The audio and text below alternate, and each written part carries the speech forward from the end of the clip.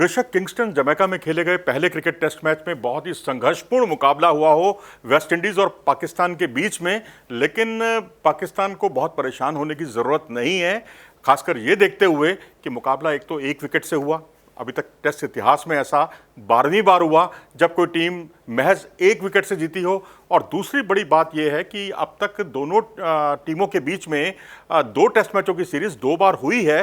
हालिया अगर देखा जाए, एक 2011 में, एक 2005 में, और दोनों सीरीज 1-1 से बराबर रही। और मज़े की बात यह है कि दोनों ही बार वेस्टइंडीज़ ने पहला टेस्ट मैच जीता है और उसके बाद पाकिस्तान ने बराबरी की है।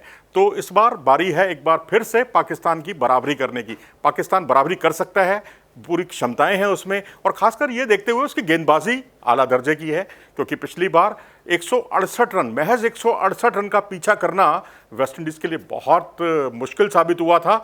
और उसमें 9 विकेट पाकिस्तान के खिलाड़ी गेंदबाज चटकाने में कामयाब हो गए थे। और वहाँ पूरी तरह से तेज़ गेंदबाजों को मदद पहुँचाने वाली वो विकेट थी। 40 में से 39 विकेट जो हैं तेज़ गेंदबाजों ने उसमें हासिल किए थे। और अगर हम देखें तो यासिर शाह जो है स्पिनर के तौर पर कुछ खास करिश्मा नहीं कर पाए, कुछ चल नहीं पाए थे, विकेट से भी मदद नहीं थी। उधर रोस्टन चेज भी एक पारी में तो काफ़ी वो भी महंगे साबित हुए। और जोमिन वारिकन जो हैं लेफ्ट आर्म स्पिनर, उनको भी कोई बहुत मदद नहीं मिली थी। तो इस तरह से बल्लेबाजी जो है वो एक बड़ा कारण साबित हुई है दोनों टीमों के बीच में। क्योंकि अगर देखें तो पाकिस्तान की ओर से फवाद आलम और बाबर आजम को छोड़कर कोई भी बल्लेबाज एक अच्छी शुरुआत को बड़े स्कोर में तब्दील नहीं कर पाया। बड़ा स्कोर तो छोड़िए, 50 तक नहीं पहुंच पाया इन दोनों की बल्लेबाजी को छोड़कर। तो जब दोनों ही बार अगर पाकिस्तान की टीम 220 रन भी नहीं बना पाएगी तो फिर मैच जीतने की उम्मीद करना तो फिर ज़्यादती होगा ना, बहुत ज़्यादा हो जाएगा। तो इसलिए बेहतर होगा कि यहाँ बल्लेबाज अपनी कमिटमेंट के साथ खेलें, और जो गेंदबाज हैं, गेंदबाजों को जो एक अच्छा जिन्होंने मौका बनाया था पाकिस्तान के लिए बहुत ही अच्छे तरीके से, वो मौका जो है हाथ से जाता रहा।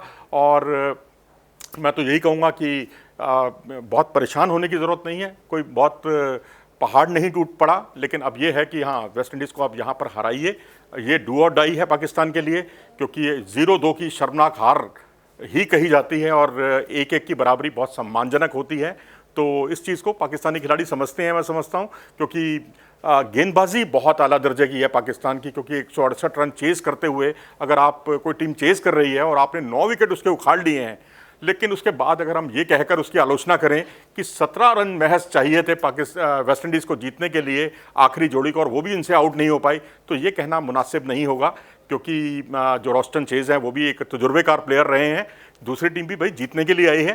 तो इसलिए बहुत परेशान मत होइए और अपनी जिस तरह की आपकी गेंदबाजी है उस पर भरोसा रखिए। बस बल्लेबाजों को जो अच्छी स्टार्ट मिलती है उसको बड़े स्कोर में तब्दील करना है। बड़ा स्कोर ना सही तो कम से कम 50-60 रन या अगर आप कंट्रीब्यूट करते हैं यदि दोनों पारियों में पाकिस्तान के खिलाड़ी, तो निश्चित तौर पर पाकिस्तान की जीत मुट्ठी में होगी। आप क्या सोचते हैं? अपनी राय हमें ज़रूर दें कमेंट सेक्शन में जाकर। लेकिन हाँ, चलते चलते मुझे याद आया कि बारिश भी खलल डाल सकती है। ये पाकिस्तान के लिए अच्छी खबर नहीं है, क्योंकि पहले दिन मौसम साफ़ होगा ऐसी भविष्यवाणी है, लेकिन बाकी दिनों में थंडर स्टॉर्म भी हो सकते हैं, आंधी और ओले भी गिर सकते हैं। खैर, ये है मौसम की भविष्यवाणी। लेकिन जो काम अपने हाथ में है उसको आप अंजाम दीजिए, बल्लेबाजी को स्ट्रॉन्ग कीजिए, उसके बाद देखिए स्थितियाँ खुद ब खुद आपकी तरफ आ जाएंगी और जो पाकिस्तान ने मैच गंवाया है उसकी भरपाई होगी, और भरपाई करनी ही होगी, क्योंकि ये डू और डाई है, यहाँ गलती की गुंजाइश नहीं है। आपको वीडियो पसंद आया हो तो इसे लाइक करें और हमारे चैनल को सब्सक्राइब भी करें।